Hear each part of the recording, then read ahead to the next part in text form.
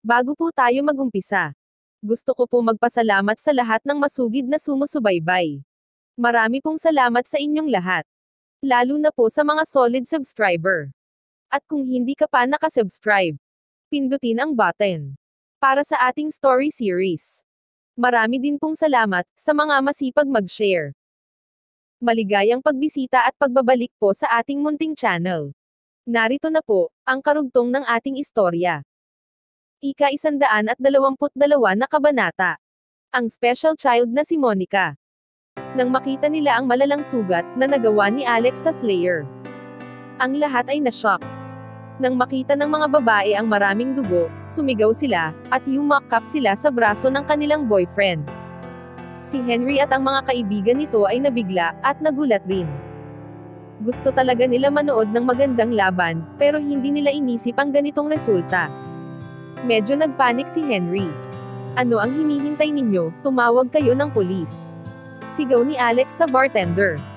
Ang iba sa mga nakapaligid na lalaki, ay inilabas ang kanilang mga cellphone, at tumawag sa 911. Nang makita na tumawag ng pulis, ang mga staff, sumigaw si Henry sa kanyang mga kaibigan. Bilisan ninyo, kailangan na natin umalis. Pinangunahan niya ang paglabas sa Angel Bar. Wala sa kanila ang tumigil para suriin ang Slayer. Habang hawak ang sugatang balikat, ang Slayer ay sinubukan na umalis pero hinarangan siya ng mga staff sa bar. Nakita ni Alex kung ano ang nangyari, at sinabi sa mga lalaki, pabayaan niyo siya. Alam ng lahat na sumusunod lang siya sa mga iniuutos ni Henry. At hindi tinuturing ni Alex na siya ang may kasalanan, napipilitin lang siya sa isip nito. Lahat sila ay gumawa ng daan para sa Slayer, na dahan-dahan naglalakad palabas sa bar, na nakahawak sa kanyang balikat. Nang makita ni Alex na nakaalis na si Henry at ang kanyang mga kaibigan, doon lang siya nakahinga ng maluwang. Ang mga staff sa bar ay nagpaalam kay Vivienne, at umalis isa-isa. Si Vivienne ay nakaupo sa tabi ni Alex na pinapanood ang nangyayari. Ipinakita niya ang pagpasasalamat kay Alex sa pagliligtas sa kanya, sa pamamagitan ng personal na pag-a-apply ng ointment sa mga injury nito. Inihatid niya sa labas ng uuwi na ito. Mag-ingat ka. Magkita tayo sa susunod, wika niya habang kumakaway ng pamamaalam. Ang galaw ng kanyang siko ay nag-iba, dahil sa kanyang injury. At napa-worry siya sa sobrang sakit. Narinig ni Alex ang kanyang boses ng pagdaing. Okay ka lang. Habang mabilis siyang naglakad pabalik sa kanya. Tiningnan niya ang siko nito, at nakita ang mga gasgas at namumula. Sa palagay niya ay kahit na bahagyang pagdalaw ay magdudulot ng malalang pananakit. Bahagyang ngumiti si Vivienne, at sumagot. Okay lang, babalik ako at lalagyan ito ng cream. Ayaw na niya itong maabala. Tumingin si Alex sa kanyang pulang Porsche, na nakaparada sa harapan ng bar, at tinanong. Paano ka makakauwi? Doon lang niya naisip na hindi pala siya makakapag-drive. Sumagot siya. Hindi ako makakapagmaneho, pero pwede ako kumuha ng taxi. Pakiusap, huwag mo nang alalahanin iyon. Ibigay mo sa akin ang susi, request ni Alex. Bakit mo kailangan ang susi? Tanong ni Vivienne, habang kinakapa ang susi ng sasakyan. Kinuha ito ni Alex sa kanya, at tinulungan siyang maglakad palapit sa Porsche. Tara, ihahatid kita sa bahay mo, wika nito. Sa pagsunod sa direksyon, pinaandar ni Alex ang sasakyan, patungo sa bahay ni Vivienne, at inihatid ito hanggang living room. Tinanong niya ito, kung saan makikita ang lalagyan ng mga gamot, para kumuha ng ointment, at ipahid sa balikat nito. Habang nakaupo si Vivienne sa sofa ng living room, hawak ni Alex ang kanyang braso, na maingat na pinapahira ng ointment. Habang pinapanood si Alex na may matinding konsentrasyon sa pagpapahid, at inalala kung paano nito itinaya ang kanyang buhay, para iligtas siya sa bar. Ang nararamdaman niya para dito, ay nagsimulang yumabong. Nakaramdam siya ng saya at medyo nanggigigil. Habang siya ay nananaginip ng gising. Medyo nawala ang focus ni Alex, at nakaramdam ng hangin, na parang papalapit sa kanyang mukha. At nang tumingala siya, nakita niya ang isang maliit na anino na papunta sa kanyang ulo. Binitawan niya ang kamay ni Vivienne at umilag patungo sa gilid. Monica, huwag, malakas na sigaw ni Vivienne. Maswerte si Alex na nakailag siya kaagad. At ang bagay ay hindi tumama. Nang tumayo siya, at tingnan kung ano ang nangyari. Nakita niya ang isang 12 o 13 years old na babae na may suot na pijama, at may hawak na rolling pin. Napagtanto niya na ito ang bumato sa kanya. Pinulot muli ang pin sa lapag at nagmadaling lumapit sa kanya, upang tirahin muli. "Monica, anong ginagawa mo?" tanong ni Vivienne sa bata, habang hinila niya ito at niyakap. "Masama siyang lalaki. Binubuli ka niya. Sisipain ko siya palabas," sabi ng babae, habang nakatingin kay Alex. Kung hindi lang siya yakap ni Vivienne, magmamadali pa rin itong lumapit para pagbuhatan ng kamay. Napansin ni Alex na mukha siyang bata kumilos at magsalita. At mas bata pa ito kaysa sa kanyang iniisip. Niyakap siya ni Vivienne at pinilit kumalma. Pero ayaw makinig nito. Naubos na ang pasensya ni Vivienne. Binitawan niya ito at itinuro si Alex. At sinabi, "Sige, paluin mo siya. Gawin mo kung ano ang gusto mo." Bumalik ito sa sofa at umupo. Tahimik itong malungkot at galit. "Mama, hindi ko na siya aawayin. Please, huwag ka nang magalit sa akin. Tingnan mo. Hindi ko na siya titirahin." Itinapon niya ang kanyang laruan at umupo sa tabi ni Vivienne. Tinanong siya ni Vivienne, "Hindi mo na talaga siya aawayin?" Sumagot ito, "Promise hindi na. Mama, huwag ka nang magalit sa akin." Natatakot pa rin siya na baka paluin siya ng kanyang mama. "Nagsasabi ka ba ng totoo? Hindi na ako magagalit," wika ni Vivienne, at niyakap ito. Pagkatapos ay tumingin kay Alex at sinabi, "Halika dito." Lumapit siya at umupo sa tapat ni Vivienne at Monica. Napansin niya na bagaman ang bata ay maganda, hindi siya kamukha ng kanyang mama. Sa isip niya, ang bata ay medyo tulala. Ipinakilala ni Vivienne si Alex. "Monica, siya si Alex. Mabuti siyang kaibigan ng iyong mama. Kapag nakita mo siya sa susunod, hindi mo dapat pakitaan siya ng masama, katulad ng ginawa mo ngayon. Naiintindihan mo?" "Sige," sagot nito, na parang wala sa loob. Tumango si Alex na may palakaibigan na ugali. Pero maliwanag sa isip niya na, nagpapanggap lang ito na pumayag. Ang tingin na ibinigay niya kay Alex ay, may puot. Tahimik at walang magawa si Vivienne. "Nagising ka ba namin?" tanong niya sa bata. "Halika na, dadalahin ka ni Mama pabalik sa iyong kama. Alex, maghintay ka muna dito." Nagpatuloy siya habang hawak ang kamay ni Monica, patungo sa kwarto nito. "Mama, magkwento ka ng bedtime story. Pag hindi ako makakatulog. Ikwento mo sa akin ang astronaut na napunta sa langit." "Sige." Ang astronaut ay nakalutang sa space station. Biglang may narinig ang astronaut na tunog mula sa labas. "Nako, may multo, natatakot ako. May multo ba sa labas ng mundo?" Naririnig ni Alex si Vivienne at Monica na nag-uusap sa loob ng kwarto.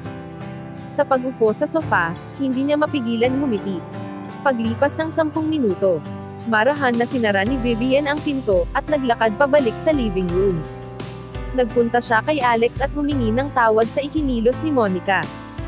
"Humihingi ako ng pasensya sa mga nangyari," wika nito. "Okay lang." "Vivienne, anak mo ba si Monica?" tanong ni Alex. Hindi niya malaman kung sino ito. Kahit na ang tawag niya kay Vivienne ay Mama. Hindi niya ito kamukha. Sigurado siya na ang relasyon nila ay hindi magkamag-anak. "Si Monica ay aking ampon. May problema siya sa pagkatuto.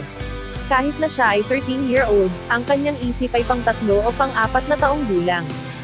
Habang nagsasalita si Vivienne, siya ay malungkot. "Naiintindihan ko," wika ni Alex. "Tinira niya ba ako dahil may nagawa akong bagay na ayaw niya?" tanong nito. Ito ang unang pagkakataon na nakita niya si Monica. Iniisip niya kung ano ang dahilan kung bakit ayaw sa kanya nito. Ngumiti si Vivienne. Wala, siguro ay natatakot lang siya, dahil nagising siya ng hating gabi, at may nakitang ibang tao sa bahay. Talaga. Napansin ni Alex na may itinatago si Vivienne sa kanya. Pero hindi na niya ito pinilit. Tumayo siya at sinabi, "Aalis na ako. Alanganin na. Sa palagay ko, manatili ka na lang muna dito. Mayroon naman guest room, at minodali siya na magstay."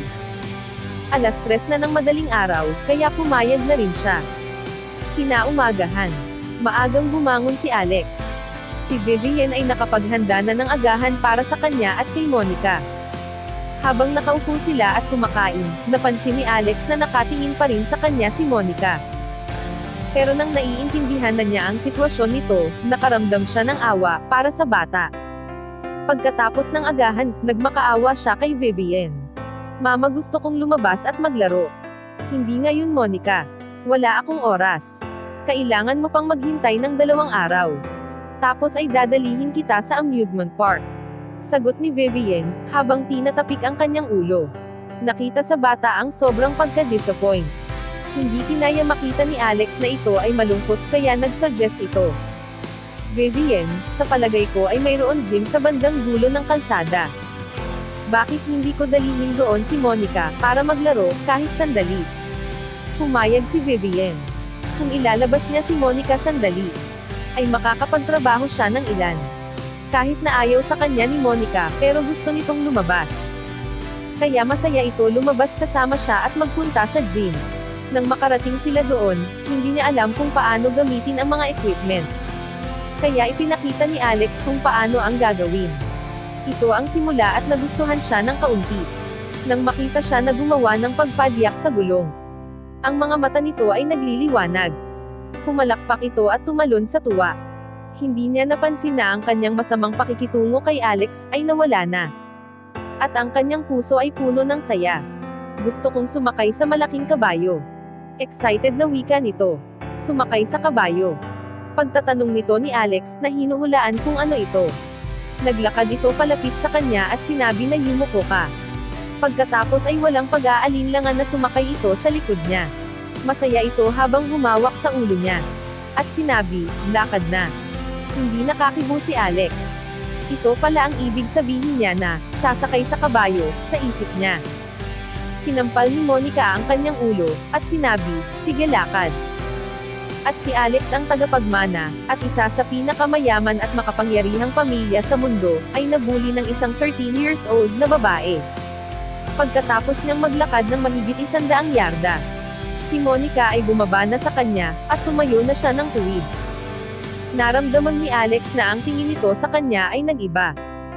Ang pagpasan niya, ngayong umaga dito, ay sulit. Ika-123 na kabanata. Ang pagkawala ni Monica. Nang makita ni Vivienne si Alex at ang kanyang anak na si Monica pabalik. Maliwanag sa kanya na magkasundo na ang mga ito. Na-surprise siya. Bagaman ay hindi niya alam kung papaano nangyari ito. Nakaramdam siya ng saya. Iniwan ni Alex si Monica at Vivienne, at umuwi na. Sa sumunod na 3 araw na lumipas. Walang natagpuan na kahit anong makakatulong tungkol kay Debbie. Nagpupunta si Alex sa Ramsey Lake araw-araw, at umuupo sa bato kung saan sila kumain ni Debbie ng seafood risotto ng magkasama. Tumingin siya sa lawa ng tulala. Habang nawawala pa rin si Debbie. Ang kanyang mga kaklase sa Preston University ay nag-graduate nang wala siya. Pinanood sila ni Alex habang hinihila ang mga bagahe sa likuran nila, at aalis na sa paaralan. Ito na ang huling oras nila. Habang nagsi-celebrate sa kanilang success, at pinupuri ang grade ng bawat isa. Ang nararamdamang sakit ni Alex sa puso, ay lumala. Sa nakaraang mga araw, nakaupo siya muli sa bato, habang nakatingin ng blanko sa lawa, nang tumawag si Vivienne. Nagtanong ito, Alex, abala ka ba ngayon? Kung hindi, pwede ba humingi ng pabor? Hindi ako busy. Ano ba iyon? Sagot ni Alex, habang naririnig niya ang pag-iyak ni Monica. Baka pwede mo akong tulungan na ilabas si Monica ngayon araw para maglaro. Ako sana ang kasama niya, pero tumawag ng hindi inaasahan ang lalaki na bibili ng bar. At sinabi na pag-usapan na namin ang mga detalye ngayong umaga. Ipinaliwanag ko ito kay Monica, pero ayaw niya makinig. Wika ni Vivienne na nag-aalala. Walang problema. Pupunta ako sa inyo ngayon. At pwede mo nang gawin ang mga bagay na kailangan mo. Wika ni Alex. Kinapos na niya ang tawag at tumayo. Medyo nag-alala siya ng kaunti kay Monica, pagkatapos marinig ang malakas na iyak nito sa kanyang cellphone. Nang umalis na siya sa university campus at nakatayo sa intersection upang mag-abang ng taxi. Biglang may naramdaman siya na parang mali sa likuran niya. Pero nang lumingon siya para tingnan, wala siyang nakita na kakaiba. Nag-aalala siyang yumuko, habang paparating na ang taxi. Sumakay siya, at nagtungo sa bahay ni Vivienne. Nang makarating siya, nagpasalamat si Vivienne ng formal. Sinabi niya na kung pwedeng dalhin si Monica sa amusement park, at pagkatapos ay sa Sunshine Education School, kung saan pwede siya maglaro kasama ang ibang mga bata. Bakit doon? Tanong ni Alex. Masaya siya na dalahin si Monica sa amusement park. Pero hindi niya maintindihan kung bakit gusto niya itong dalhin sa Special Children's School. Sa palagay niya na ang mga bata doon, ay mayroon ding problema sa pagkatuto. Nag-reply si Vivienne. Dahil doon, si Monica ay kapantay ng lahat. Walang titingin sa kanya ng may paghamak, pangbubuli o awa. Mararamdaman niya na siya ay normal doon. Malungkot na wika ni Vivienne. Sa nakaraan, sinama niya si Monica sa iba't ibang lugar pero nang makita ng mga tao na si Monica, ay kapos sa pag-iisip. Ang lahat ay nakatingin sa kanya at naaawa. Naiintindihan ko. Sa isip ni Alex, nang makita niya si Monica ay naawa rin siya. Nag-usap pa sila ng ilang minuto, at pagkatapos ay umalis na sila ni Monica. Tumawag siya ng taxi, at nagpunta sa amusement park. Ang amusement park ay mayroon lahat ng uri ng ride. Umubos sila ng masasayang oras sa parke. At si Monica ay masayang tumatawa sa lahat ng pagkakataon. Naramdaman ni Alex na puno ng saya, nang tumingin sa masiglang mukha ni Monica. Pagkatapos kumain ng tanghalian, at nagpahinga ng ilang oras sa lilim, nagpunta sila sa Sunrise Special Education School. Ito ay isang private school. Ito ay hindi pinapatakbo ng donasyon. Purong pagtulong lang sa mga batang may problema sa learning abilities. Isinama ni Alex si Monica sa school field. Pinanood niya ang ibang mga bata nang siya ay dumating. Ang pagitan ng edad ng mga ito ay 6 hanggang 16. Pero ang kanilang mga kilos ay mas bata pa. Nang makarating na si Monica sa sports field, humiwalay siya kay Alex at tumakbo sa grupo ng mga bata. Obvious na marami na siyang beses nakapunta dito. Nagpunta siya sa maliit na grupo ng mga bata at nagsimulang mag-usap na parang matagal nang magkaibigan. Mukha na silang may isip na katulad ng normal kapag nasa malayo. Pero ang nilalaman ng kanilang usapan ay karaniwang maririnig sa mga bata. Si Monica ay comfortable at relax. Hindi pa nakita ni Alex na siya ay kampante. Nakakaramdam si Alex ng kalungkutan para sa kanya. Makalipas ang 20 minuto, nakarinig siya ng sigaw ng isang lalaki, "Huwag kang tumakbo, mabahong Monica, bubugbugin kita." Nang tumingin si Alex sa paligid, nakita niya si Monica na tumatakbo palapit sa kanya, sa abot ng kanyang makakaya. Nagtago siya sa likod ni Alex, at humihingal, habang nakatingin sa batang lalaki na humahabol sa kanya. Nakita ng bata na nakatago ito sa likod ni Alex at huminto sa pagtakbo. Natakot si Alex na baka nasaktan ito. Kaya mabilis niyang hinila ito palapit sa kanya, at sinuri ang katawan. Kinakabahan na tinanong niya ito. "Ano ang ginawa niya sa iyo?" "Patingin, okay lang," mahina niyang sabi, at marahan na niyakap ito. Si Monica ay may mahinang paghikbi, at itinaas ang damit. "May mga namumulang galos dito." Nagalit si Alex nang makita ito. Nang pupuntahan na niya ang batang lalaki, na humahabol dito. "Alex, saan ka pupunta?" tanong ni Monica, habang kinukuskis ang mga latay. "Siya ang umaway sa iyo. Sasabihin ko sa kanya na, humingi ng tawad sa iyo." Sagot ni Alex. "Ganun ba?" Tumigil sandali sa pagsasalita si Monica, bago tumawa ng malakas. "Pero hindi siya ang gumawa nito sa akin." Tumigil si Alex at bumalik muli sa kanya. "Sino ang nanakit sa iyo?" Biglang naging malungkot si Monica. Yumuko ito at ilang sandali pa, ay pamatak na ang luha nito. "Monica, huwag kang umiyak, okay lang yan." Nang makita ito ni Alex, ang puso niya ay nahirapan. Tinulungan niya ito at pilit na nililibang. "Monica, sabihin mo kung sino ang may gawa nito, pangako ako ang bahala." Ang mga mata nito at ilong ay namumula, at mukha itong nakakaawa. Sa pagtingin nito sa mata ni Alex, napanatag ang kanyang kalooban. "Hindi ko sila kilala. Ang lalaking ito ay pumunta minsan sa aming bahay paggabi. Niyayakap niya si Mama, at natatakot talaga ako. Kaya nung huling punta niya, ay tinira ko ang lalaki. Pero, sinaktan niya ako. Tapos ay sinaktan niya si Mama, at hinila si Mama sa kanyang kwarto, at inilock ang pinto. Kaya hindi ako makapasok. Narinig ko na sumigaw si Mama, kaya sobrang natakot ako. Nang maalala ni Monica ang mga nangyari, mas lalo siyang natakot, at mas lalo pang umagos ang luha. Ang kanyang dibdib malakas ang kabog. Itinaas niya ng bahagya ang kanyang short. At ito pa, dito niya ako pinalo. Nang makita ni Alex ang maputing balat ni Monica, mas marami pa itong latay, at peklat na mula sa hampas. Siya ay kinilabutan. Ang mama mo ba ay marami ding ganito? Tanong ni Alex, habang tinutulungan na ayusin muli ang short nito. Meron, mas marami pa siya kaysa sa akin. At umiiyak siya tuwing gabi. Natatandaan mo ba ang itsura ng mukha ng lalaki? Ang puso ni Alex ay puno ng galit. Iba-ibang lalaki ang pumupunta, hindi ko matandaan silang lahat. Kaya sobra akong natakot nang pumunta ka noong gabi. Inisip ko na gusto mong saktan si Mama at dalahin sa kanyang kwarto. Kaya kita tinira ng aking rolling pin. Okay lang iyon. Naiintindihan na kita. Hindi na ako papayag na may mangbuli pa sa iyo kahit sino. Wika niya, habang tinapik sa ulo. At nagsimulang mag-isip kung paano po protektahan ang bata at ang kanyang magulang. Alex, bitawan mo muna ako, gusto ko mag-sorry sa aking kaibigan. Naglalaro lang kami. Hindi dapat ako nagpanggap na natatakot. Dahil bata pa ang isip ni Monica, mabilis itong naka-recover. Ngumiti ito kay Alex, at tumakbo sa maliit na lalaki, na kanyang kalaro. Sa panunood niya sa paghawak sa kamay ng batang lalaki, at humihingi ng sorry, napaisip siya. Si Vivienne ay matalino at confident.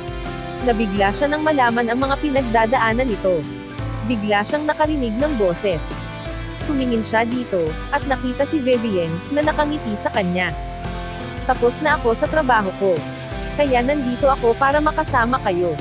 Maraming salamat sa iyo, sa araw na ito, wika niya. Walang anuman sagot ni Alex. Tumingin siya dito na nadagdagan pa ang respeto. Nasaan si Monica? Tanong niya habang nakatingin sa field. Naglalaro kasama ang bata doon banda. Nakaturo sa lokasyon kung nasaan si Monica at ang kanyang kaibigan. Ang pagsasalita niya ay nahinto nang makita na wala ito roon. Tumingin siya sa paligid, at hindi niya ito makita. Mabilis siyang tumayo at tumakbo palapit sa batang lalaki na kasama niyang naglalaro. Hinawakan niya ang balikat ng batang lalaki, at tinanong, "Nasaan si Monica?" Dumating ang papa niya at kinuha siya, wika ng batang lalaki, habang relax na nakangiti. Napatingin si Alex kay Vivienne, at nakita na ito ay may namumuong luha. Nanginginig siya. Sino ang nagpanggap na kanyang papa? Tinanong niya muli ang maliit na lalaki. Pero ang bata ay nahihirapan magpaliwanag ng maayos. "Huwag kang matakot, halika sumunod ka," sabi niya kay Vivienne, na sinusubukan pagaanin ang pakiramdam. Nagpunta sila sa CCTV control ng school. At sinabi sa operator na i-playback ang film kung saan si Monica kinuha. Sa screen nakikita nila ang dalawang middle-aged na lalaki na kumaway sa kanya, mula sa gilid ng gate. Ang isa sa kanila, ay kumakaway na may candy kay Monica. At nang makita niya ito, ay masaya siyang lumapit dito.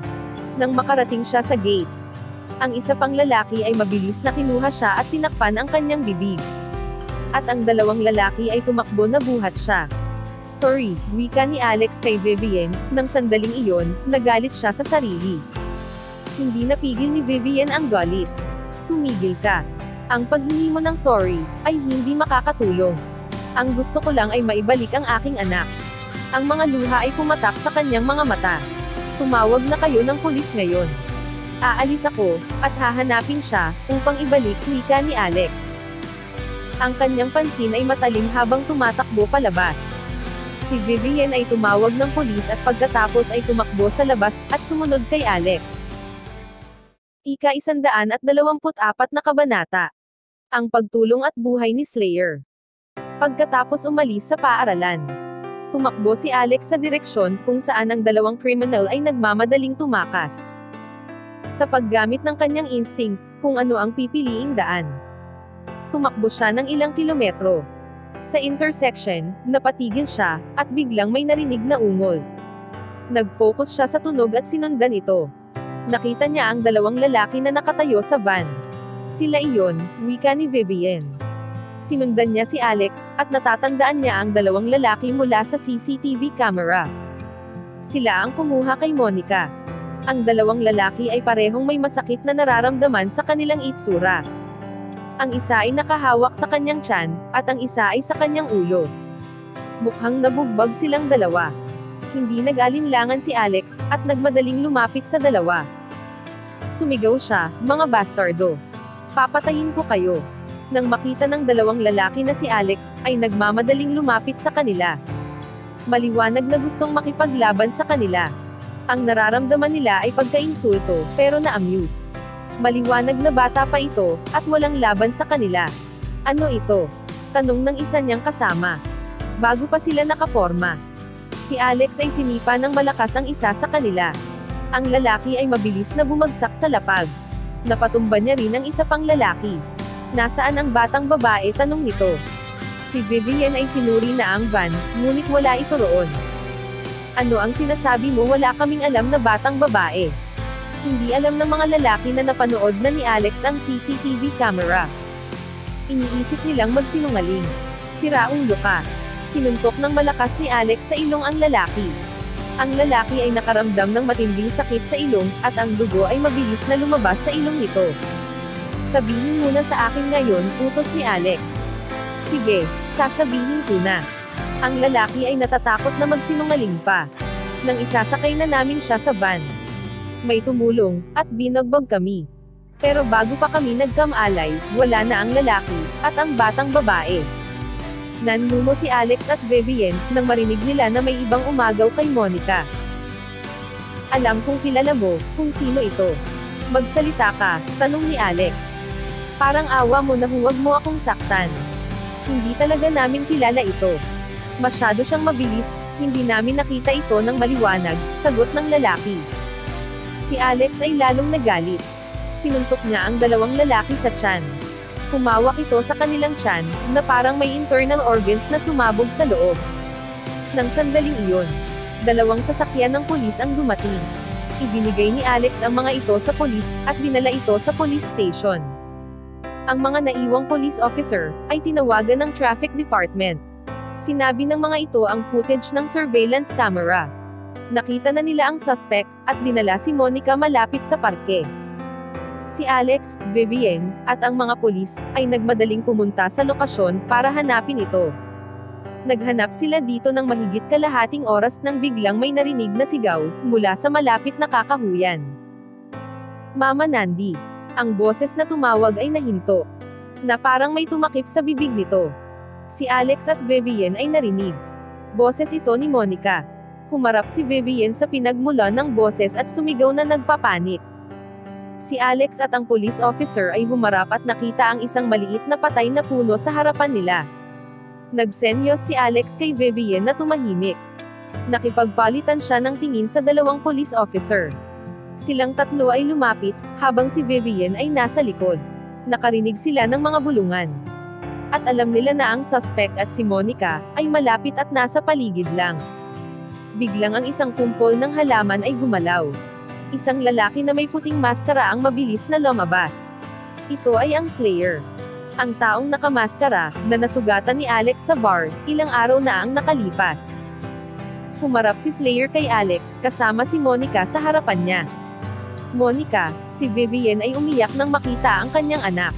Sinubukan niyang lumapit, pero pinigilan siya ni Alex.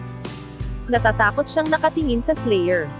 Nasaksihan na niya ang walang awa na lalaking ito, at alam ang mga gagawin sa mga anumang sitwasyon. Ang dalawang police officer ay itinutok ang baril sa Slayer. Ang isa sa kanila ay sinabi, "Bitawan mo ang batang babae." Ngayon din, ang Slayer ay magsisimulang magsalita. Pero ang police officer, ay nagpaputok na. Ang lalaking nakamaskara na may hawak kay Monica sa harapan nila. Sa mataming mga pulis ay isa siyang masamang tao. Isang putok ng baril ang narinig. Ang Slayer ay tinamaan ng bala. At natumbo sa lupa, kasama si Monica. Mabilis na sumugod si Vivian at kinuha ito mula sa kanya. Habang si Alex ay nagmadali, at dinaganin ng tuhod nito sa likuran, upang hindi makagalaw.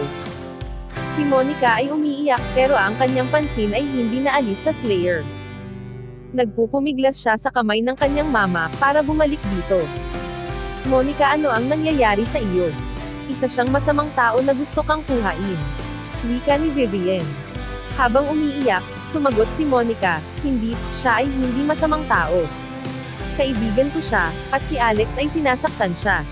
Mama, bitawan mo ako, gusto ko siyang makita. Ang lahat ay nabigla sa kanilang narinig. Nakatingin sila sa Slayer, na nasa lupa na pinipigilan ni Alex. Magsalita ka, bakit mo kinidnap si Monica? Galit na tanong ni Alex. Hindi, iniligtas ko siya. Sagot nito, nagsisinungaling ka pa rin. Ang suntok ni Alex ay tatama sa likod ng ulo ng Slayer. Ang paraan ni Alex ay masyadong agresibo kaya ang dalawang police officer ay pinigilan ito. Responsibilidad nila na makialam sa mga suspect. Pero ipinagpatuloy ng Slayer na siya ang nagligtas kay Monica. Nang sandaling iyon, nakatanggap ng tawag ang isang pulis. Pagkatapos ng ilang pag-uusap, tinapos nito ang tawag at pinakawalan ang Slayer. Nagpaliwanag ang pulis. Nakita sa surveillance camera ang mga eksaktong nangyari. Ang lalaking ito ang gumulpi sa dalawang kidnapper, at dinala si Monica dito. Wala siyang intensyon na saktan ito. At nang marinig niya tayong sumigaw, pinigilan niya ito para protektahan si Monica. Sa narinig na paliwanag ng officer. At nakita kung paano makitungo si Monica sa Slayer. Si Alex at Vivian ay nagkamali sa pagkilala dito. Binitawan ni Vivian ang kamay ni Monica. Lumapit si Monica, at sabi nito, "Okay ka lang ba? Nasaktan ka ba?" Sumagot ito, "Huwag kang mag-alala. Ang pulis ay binaril lang ako ng rubber bullets, hindi ito masyado masakit." Ang mukha ni Monica ay nagliwanag. Banana bullet, pagtatanong niya. Naglakad siya sa police officer at nagtanong, "Mr. Policeman, pwede ko bang makita ang inyong banana bullet? Gusto ko itong makita at tikman kung masarap ito."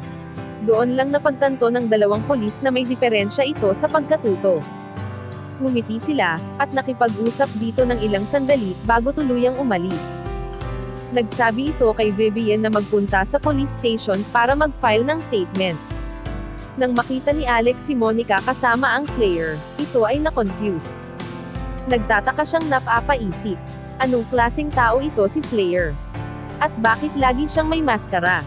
Habang nag-iisip si Alex, inosenteng nagtanong si Monica, "Slayer, pwede mo bang alisin ang iyong maskara para makita ko ang iyong mukha?" "Hindi pwede. Ang aking itsura ay hindi maganda, baka matakot ka." Sagot nito. Nawalan siya ng pag-aalala sa tanong ni Monica. "Hindi. Pangako. Pakiusap, patingin."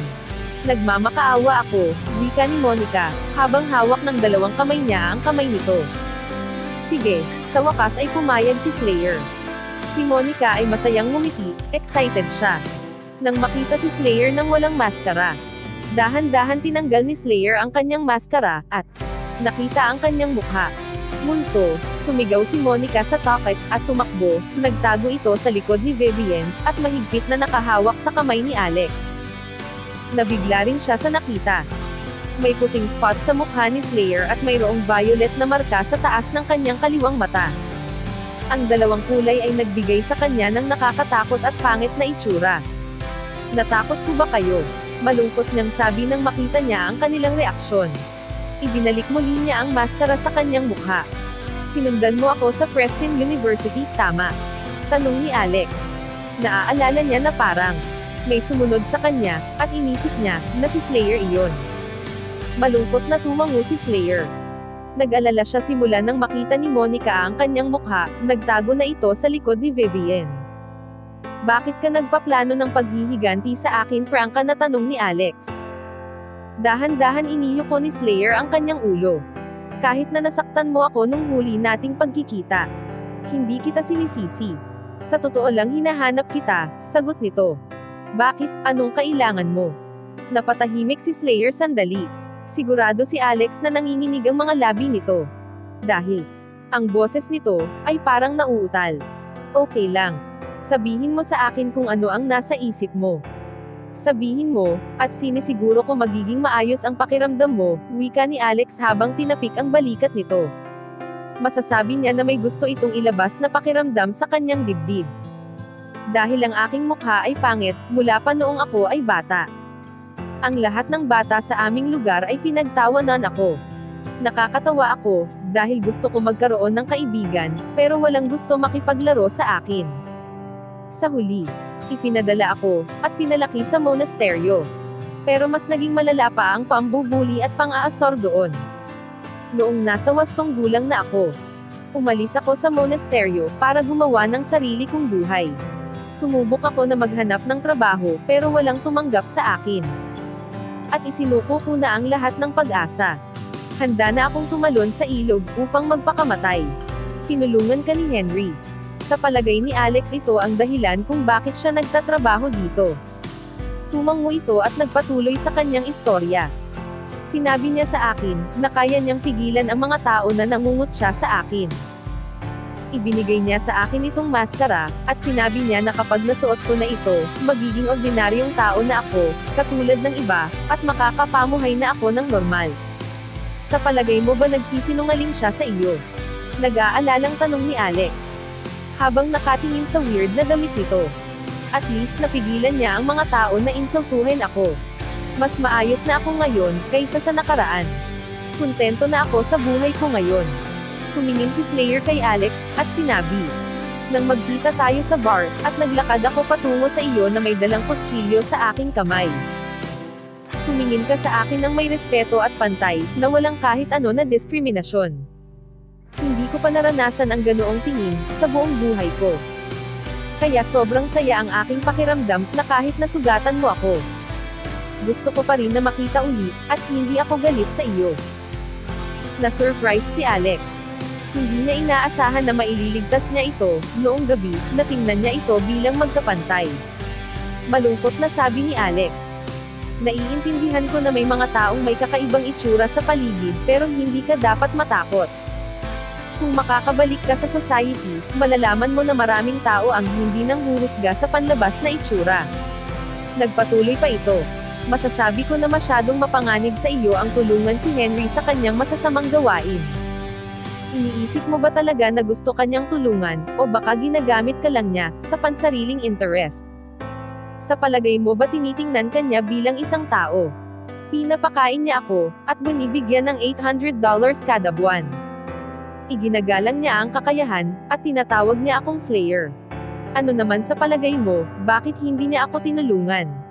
Pagtatanong ni Slayer na may pagtataka. Nakita mo ba ang pangit na damit na ibinigay niya sa iyo? Nakalimutan mo na ba na tinulungan mo siya sa bar, at nagpasalamat siya sa pamamagitan ng pagbatok ng malakas sa iyong ulo? Tumingin si Alex sa mga mata nito, at sinabi, kaibigan, gumising ka. Na-brainwashed ka niya. Itinuturing ka bilang aso niya. Hindi. Hindi totoo iyan, wika ni Slayer na naguguluhan. Siya ang nagligtas sa akin. Hindi niya ako aso. Hindi. Hinawakan niya ang kanyang ulo. Na nalilito.